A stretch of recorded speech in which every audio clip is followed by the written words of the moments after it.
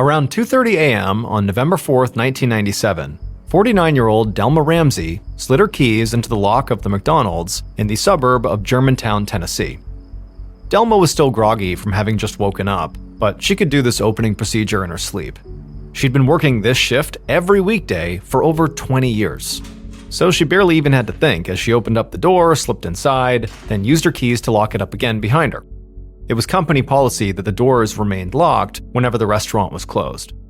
But Delma had always felt like the intense security measures here were sort of unnecessary in Germantown. It was a really safe city just outside of Memphis, and they really didn't have much crime. But if it was important to McDonald's, it was important to Delma. Delma was this McDonald's opening assistant manager, and she loved her job, which she never would have guessed she'd be saying now when she began working there over 2 decades ago. At the time, she'd just been bored and looking for something to do. She didn't have any kids, and her husband Dennis worked a lot. But now, McDonald's was like her whole life.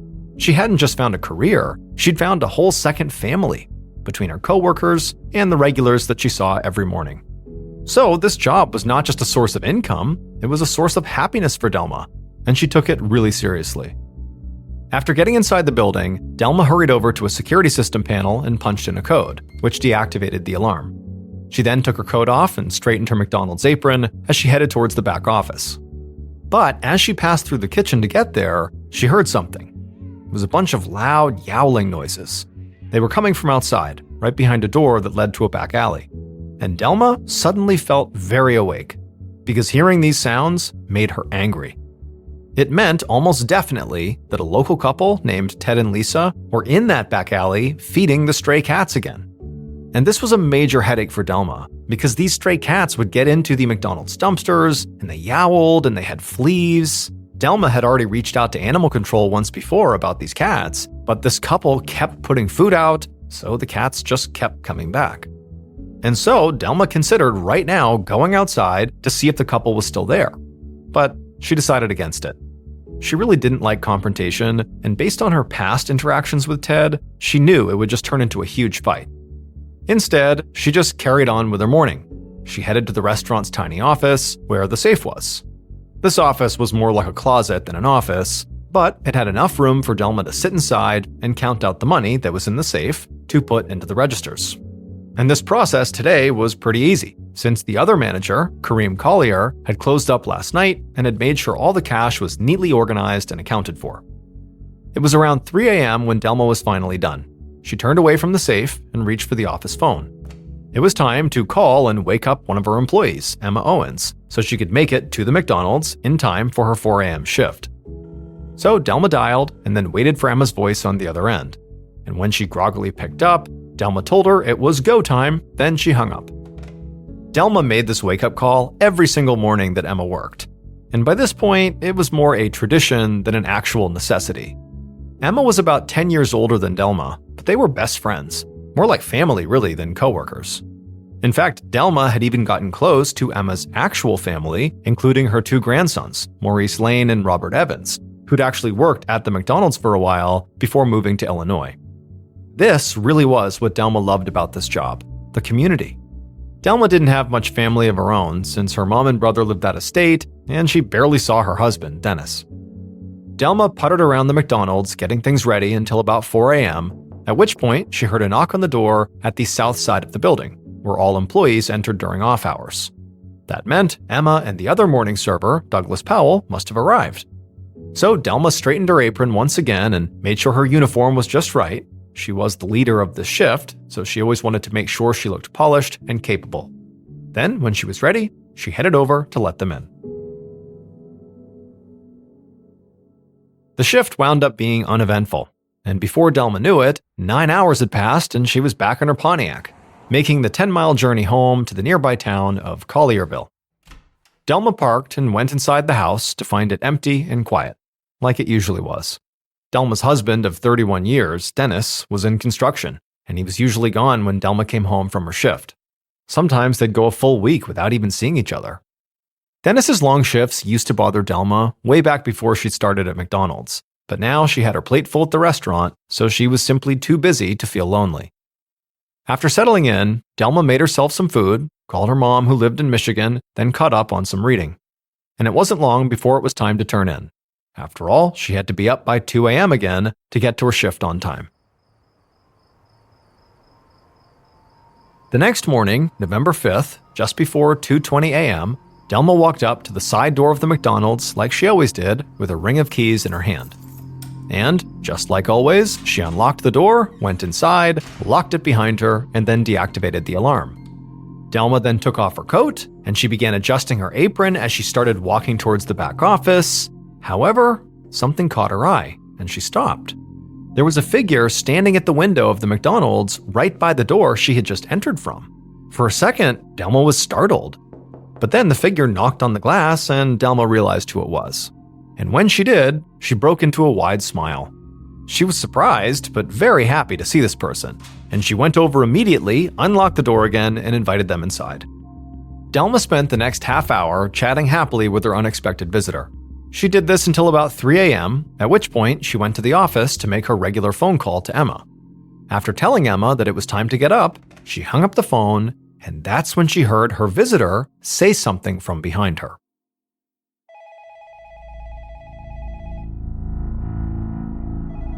"15 minutes later, Delma's friend and employee, Emma Owens, was getting dressed when she heard her phone ring again. It actually spooked her. Nobody would be calling her this early except Delma, who she'd already spoken to.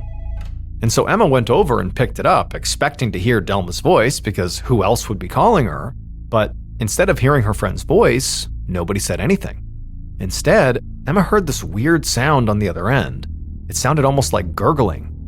Emma demanded to know who was calling, but whoever it was just kept making this gurgling sound. Emma felt annoyed because to her, this clearly must be a prank call.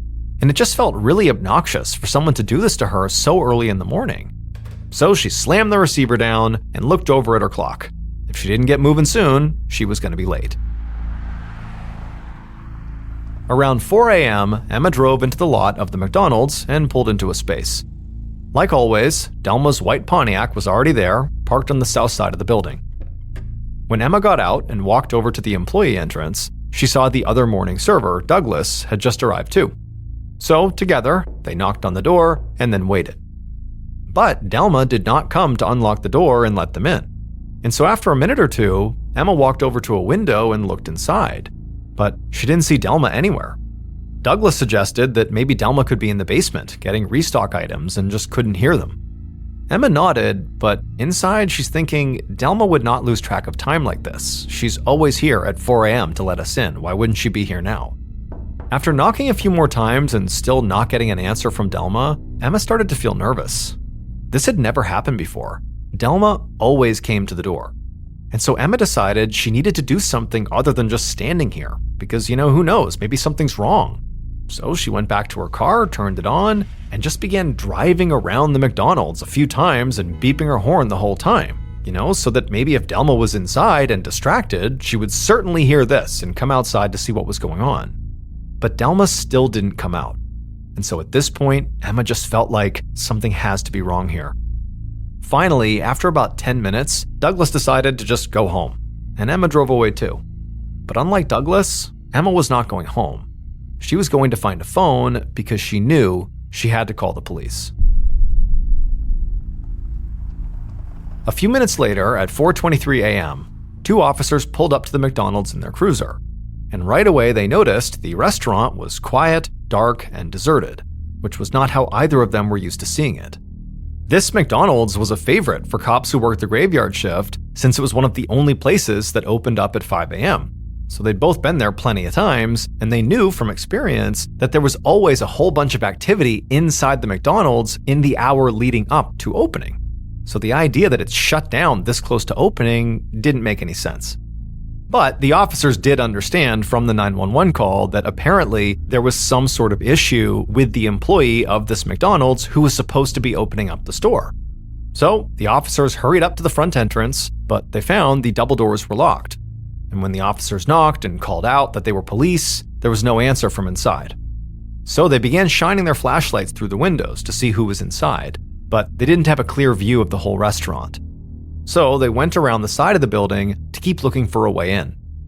As they circled the perimeter, they kept peering through the restaurant's big glass windows, trying to see anybody inside or anything of note.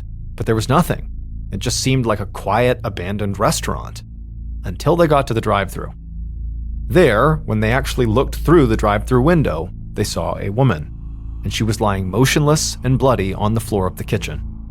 They couldn't tell if she was alive or dead, and they couldn't just climb through the drive-thru window because they couldn't open it. But even just from the outside, they could tell that whatever happened to this person, it had not been an accident. And so the officers got on their radios to call for an ambulance and for backup.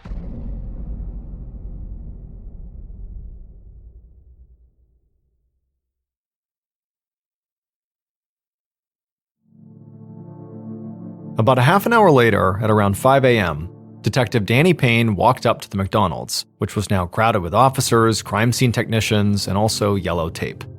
Payne already knew the basics. There had been some sort of violent attack on a woman identified as Delma Ramsey, the assistant manager of the McDonald's who had the morning shift. Delma had been brutally beaten around her face and head, and she was alive and had been taken to the hospital, but it was looking unlikely that she'd survive. Payne had been on the force for a while, but this was not the kind of case he or anybody on his squad had much experience with. There hadn't been a homicide in Germantown in 5 years, and while there had been a few robberies here and there, nobody had ever been seriously injured during one.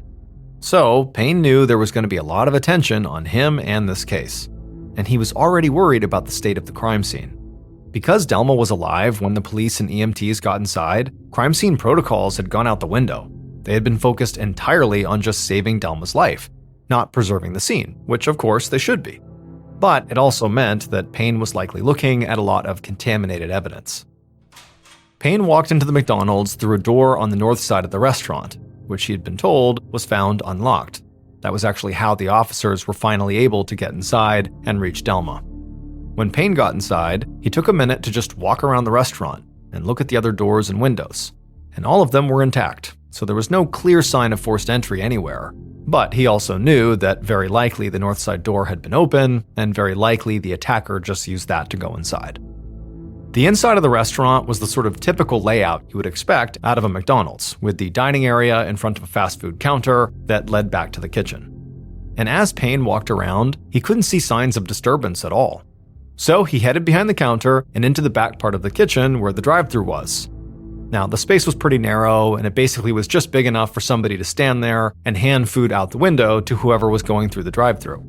And when he got back there, the first thing Payne noticed was the large pool of blood on the floor, the spot where Delma had been found lying.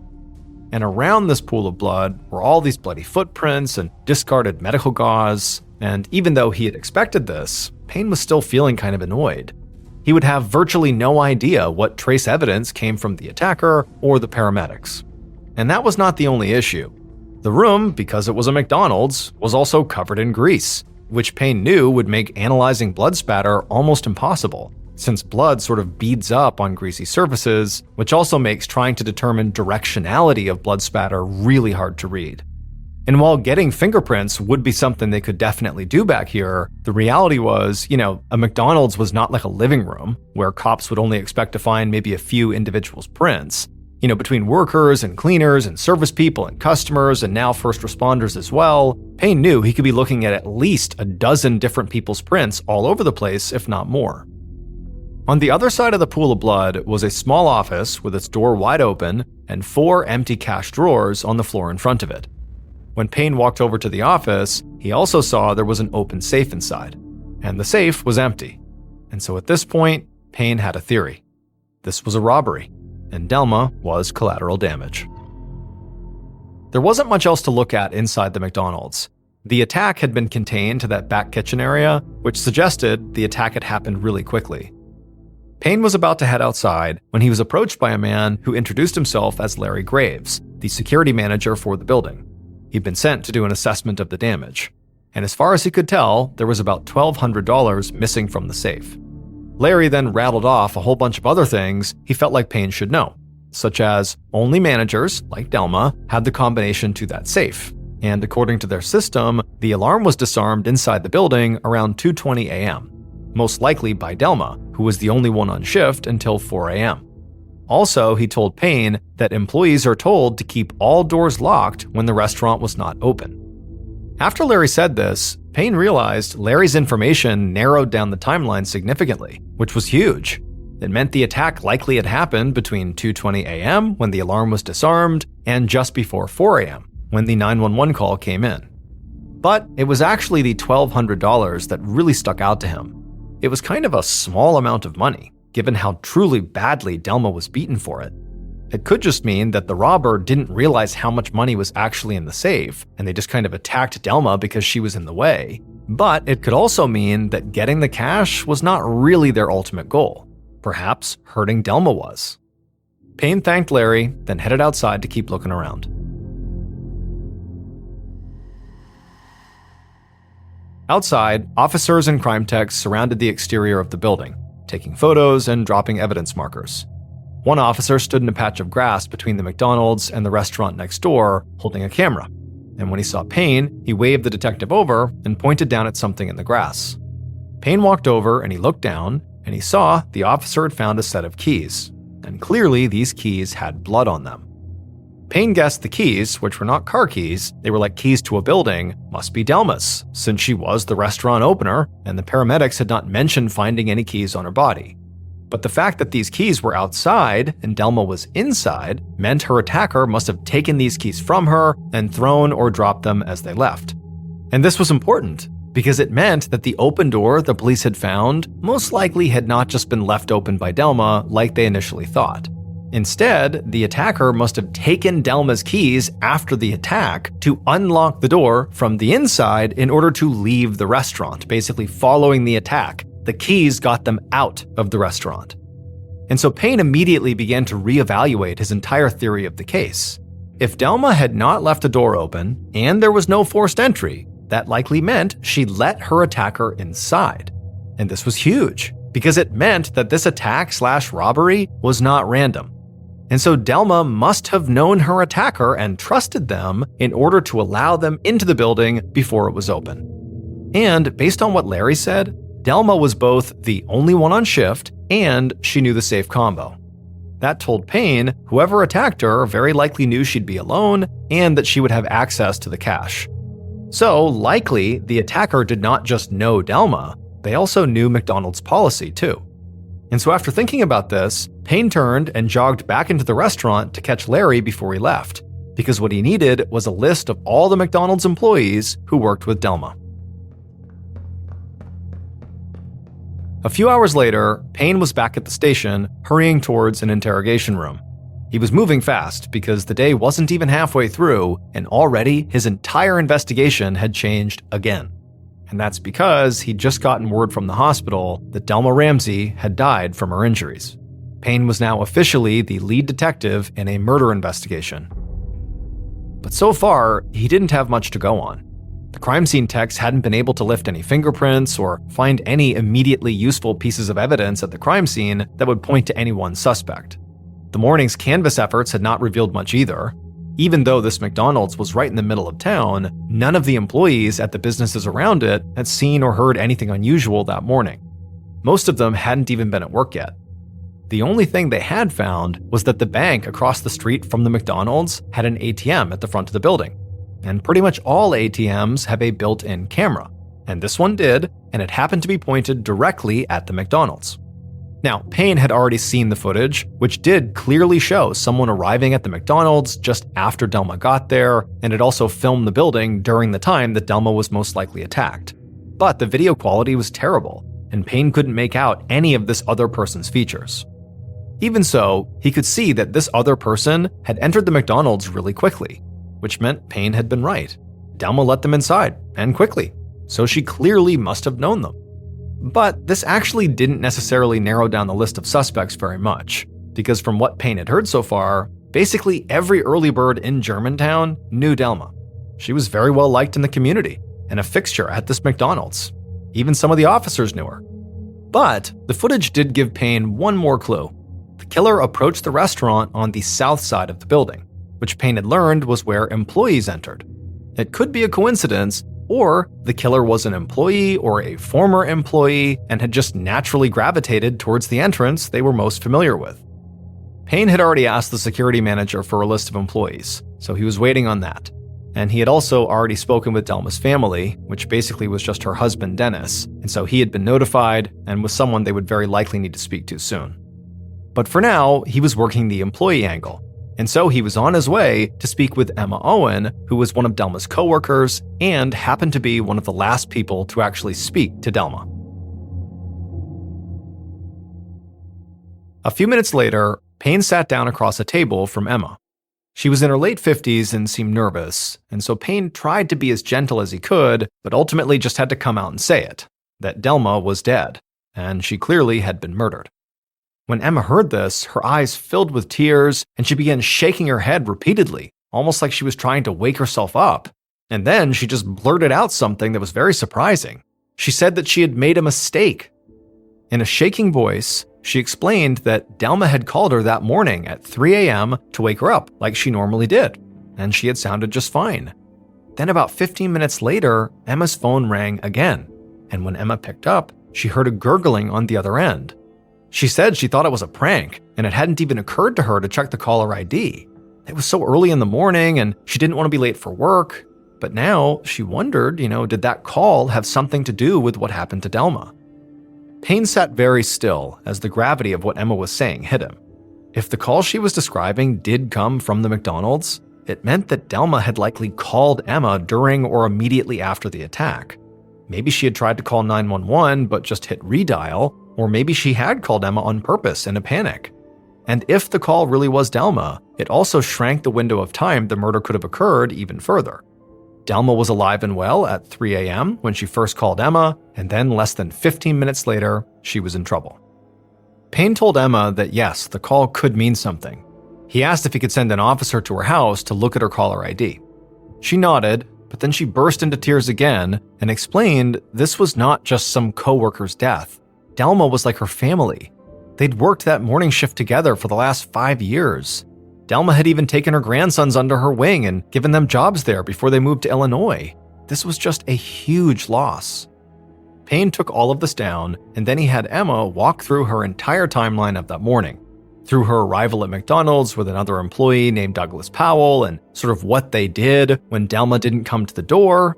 And Emma would say, they basically just stood at the employee entrance, and then Emma said she did drive around the building, but she didn't look closely enough because she didn't see Delma inside, and they also didn't know another door was open because they didn't walk around. Pretty quickly, Payne decided that Emma was not a great suspect. She had no obvious motivation, and she also was there with another employee who could potentially back up her story. And also, Delma's injuries were so severe that Payne sort of doubted Emma, who was not particularly big, was capable of even inflicting them. However, Emma's story about that second phone call she got that morning was weighing on Payne. Payne was pretty sure that Delma's killer had arrived at the McDonald's around 2:22 a.m., as that ATM security footage showed. The fact that Delma had called Emma at 3 a.m., sounding normal, meant that Delma's killer had been inside the restaurant for over half an hour with Delma before they attacked her. So the killer really had to be somebody Delma not only knew, but knew pretty well. And so Payne felt like now was the time to speak to Delma's husband.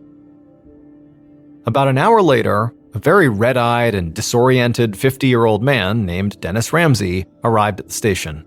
When Payne sat down with him in the interrogation room, Dennis stumbled his way through some general pieces of information that Payne already knew. That Delma had worked at the McDonald's for over 20 years, that everybody loved her, and her customers were basically her second family. But Dennis just kept losing his train of thought and starting over and over again. Payne's gut told him that Dennis seemed genuinely distraught here and could even be in shock. However, that didn't make him innocent. So as Dennis kind of rambled on, Payne checked him out, looking up and down, looking for any marks on his hands or arms, any scratches or cuts, which he would expect a killer to have after pummeling someone as badly as Delma had been. But he didn't see any of these marks on Dennis. Dennis seemed like he was trying his best to be cooperative, so Payne took a risk and just was very blunt. He asked Dennis where he was between 2 and 3:30 a.m. that morning. Dennis blinked at him, looking surprised, and then just said he was sleeping. Delma always left before he got up in the morning, but realistically, he wouldn't have noticed anyways, since they slept in separate rooms. He said he actually hadn't seen her in days. And at this, Payne tensed up. Sleeping in separate rooms could mean marriage problems, and a husband claiming he was asleep during the murder of his wife was not a good alibi. But before Payne could ask him anything else, Dennis suddenly had this alarmed look come over his face, and Payne sort of knew why. It was clear that Dennis had come out of his shock enough to realize he was now a suspect. It was like a switch had flipped.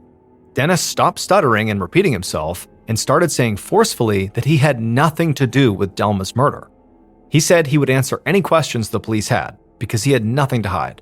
And Payne said that was great to hear, because what he'd really love for him to do is take a lie detector test.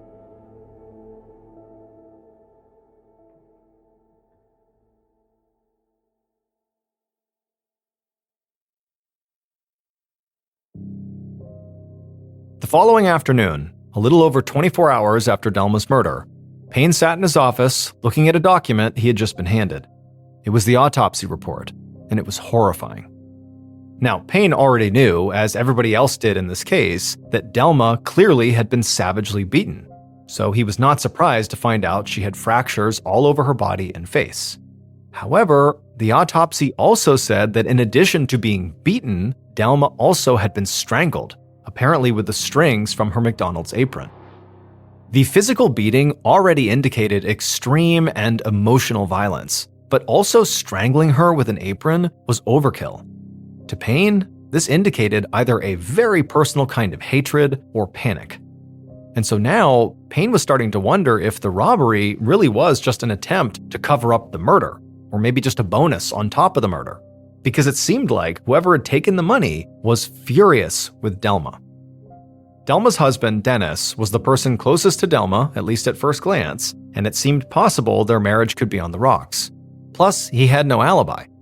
The police now knew exactly when the killing occurred because they had confirmed on Emma's caller ID that that call with the gurgling sounds had come from the McDonald's. And so during that 15 minutes between the call to Emma and the gurgling call, Dennis had only his word that he was asleep, nobody to back that up. However, Dennis had taken and passed a number of polygraph tests, which, for Payne was enough to basically eliminate him and turn his attention back to his previous theory, a fellow employee. Payne had gotten a list of over 100 current and past employees of this McDonald's, and he'd already worked through some of them. Emma, her grandsons, Douglas Powell, and the night manager Kareem Collier. But so far, they'd all been eliminated. And so since Payne did not seem to be getting anywhere with the evidence he had, he decided it was time to turn to the public for some information.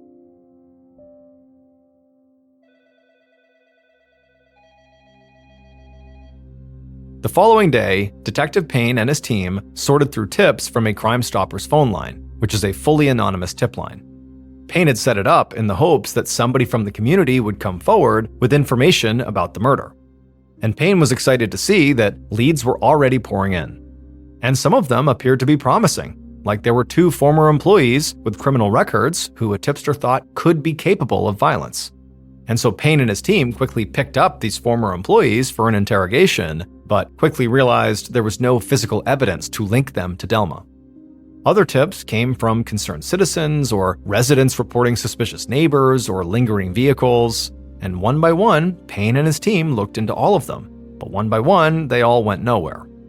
10 days after the murder, somebody called in to claim that a waitress at a local restaurant had been taking credit for killing Delma, and on top of that, Payne discovered this waitress was affiliated with a local gang. But when Payne actually interviewed her, it was clear she didn't know Delma at all and didn't know any of the specifics of the crime, and so it wound up being a total waste of their time. At the same time they were running down all these tips, Payne and his team kept going through that list of McDonald's employees, interviewing everybody who still lived in the area. But every employee had an alibi. And as the days turned into weeks, Payne started to feel like instead of getting closer to an answer, he just kept on getting farther away.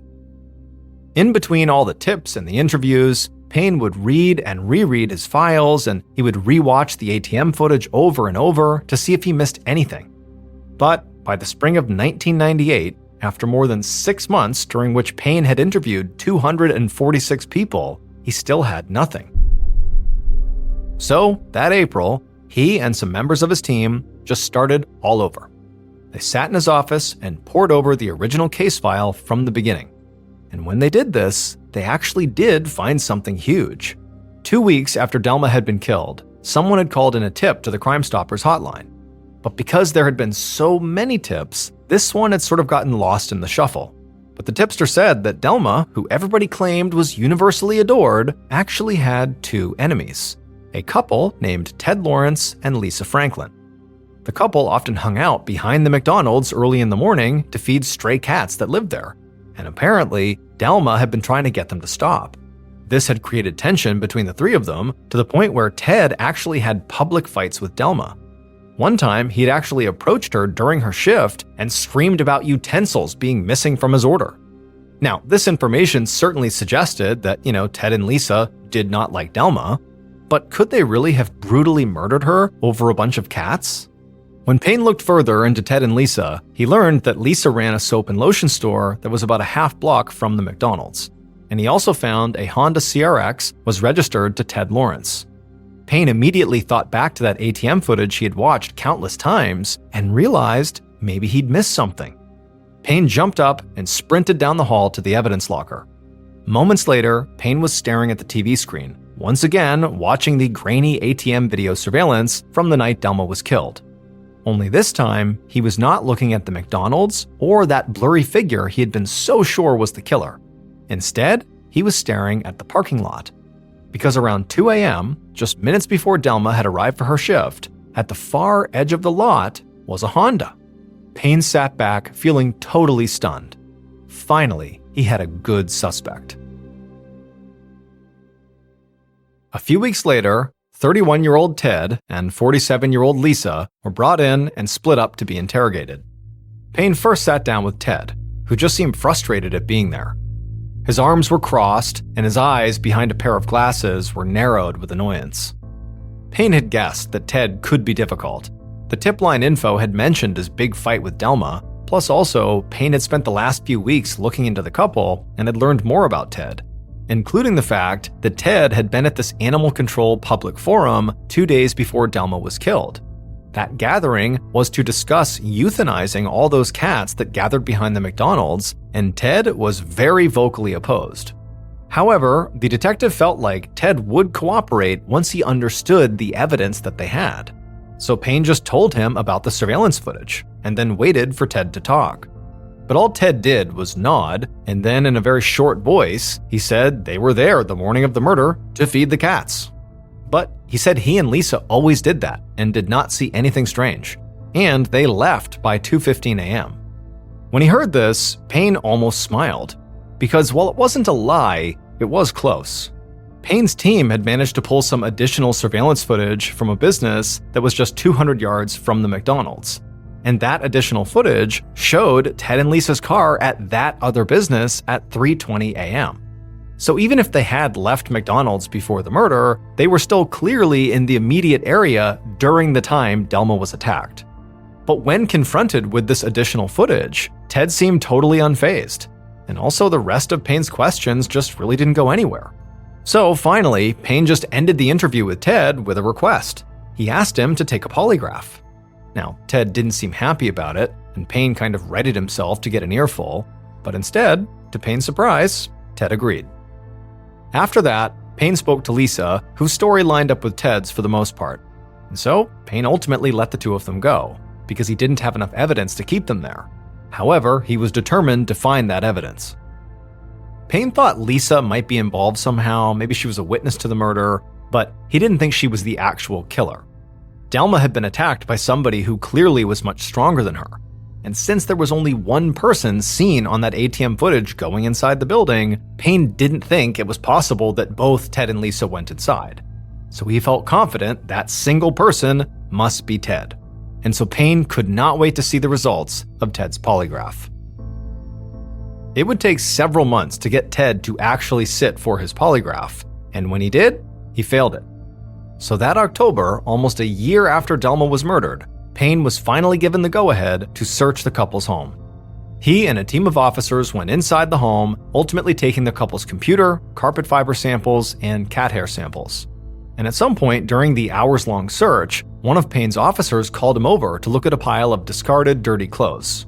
And in it was a pair of pants with what appeared to be a large bloodstain. Payne felt an immediate rush of excitement.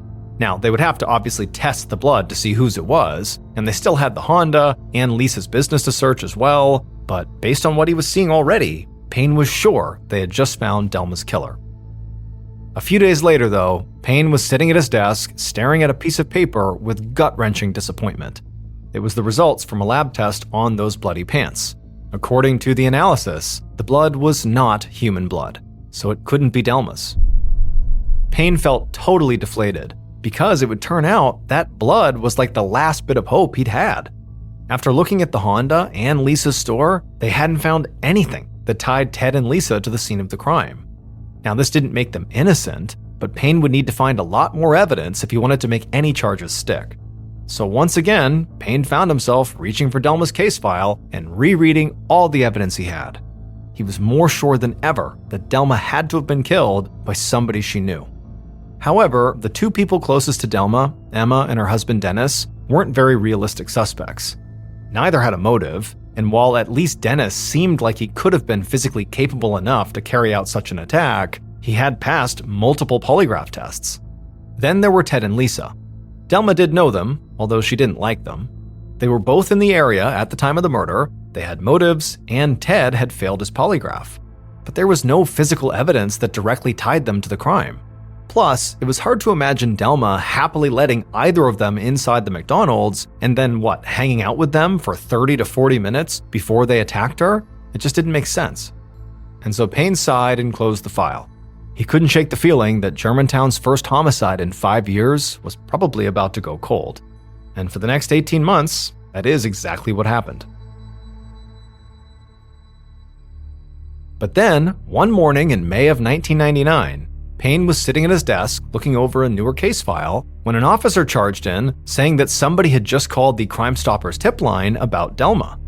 Now, this person didn't give their name, and they were vague about how they had gotten their information, but they were apparently sure that they knew exactly who had killed Delma.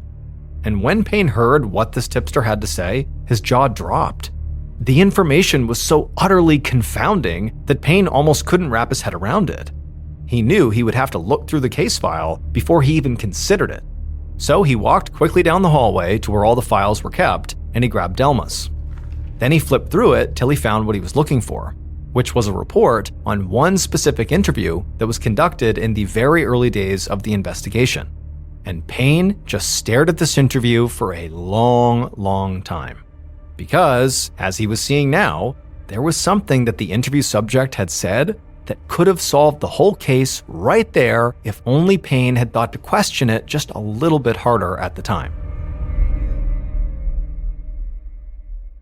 Based on Payne's investigation, a confession, video surveillance, and evidence found at the crime scene, here is a reconstruction of what police believe happened to Delma Ramsey in the early morning hours of November 5th, 1997.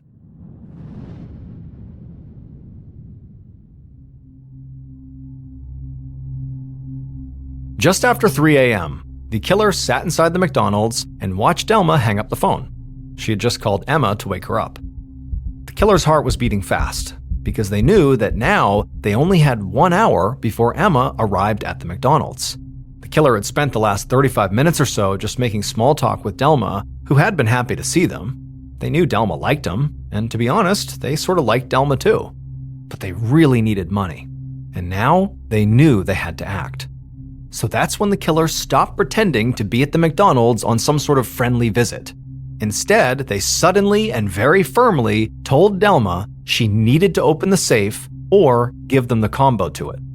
Delma turned and looked at them with a very confused expression on her face and just said no, which made the killer furious. And that's when something inside the killer just snapped. They lunged forward and hit Delma repeatedly and watched her grapple with the phone to try and call for help, but the killer just kept on attacking, even when they eventually heard Delma say the combo out loud. For a moment, the killer had been relieved, maybe they could take the combo, get the money, and get out.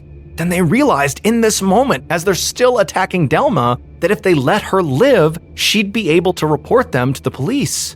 And so this made the killer panic. And since they hadn't brought a weapon with them, after beating her senseless, they began choking Delma with the closest thing they could find, which was her very own McDonald's apron. And they choked her until she stopped moving. Then, when she was still, the killer walked over to the safe, opened it up, and grabbed the money inside of it. Then they took Delma's keys from inside her pocket and ran to the exit they knew was the closest to the kitchen. They used those keys to unlock the door before sprinting out into the back, and they tossed the keys into the grass as they jumped into the car that was waiting for them. Once they were in the car, they told their accomplice to go, get out of here. Soon after they drove off, the killer counted out the cash and told their accomplice what they had done. Then the two of them left Tennessee and drove to Illinois. It would turn out Delma's best friend Emma's two grandsons really had left and moved to Illinois. But they had only moved after one of them, Robert Evans, had brutally murdered Delma Ramsey while the other, Maurice Lane, waited outside as a getaway driver. Robert knew from working at the McDonald's that Delma would be alone in the early morning hours. Delma had always treated him and his cousin Maurice like family, which was a connection he was counting on, because he knew that Delma would likely let him into the restaurant before it was open. Now, Robert didn't hate Delma, and he wasn't mad at her. That was not why he savagely beat her and strangled her. Instead, he was just a deeply disturbed and violent person. After killing Delma and fleeing to Illinois, he would also stab a friend to death after they got in a fight over a car stereo. Now, Emma Owens had told investigators about her grandsons, about how they had worked at this McDonald's, and they certainly knew Delma, but authorities didn't look into them because Emma had said they had moved to Illinois before the murder.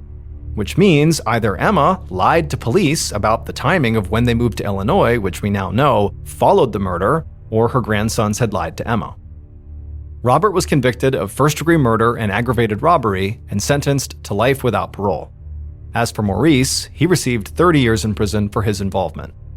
As for Ted and Lisa, who took care of the stray cats, although they were once suspects in this murder case, they were publicly vindicated.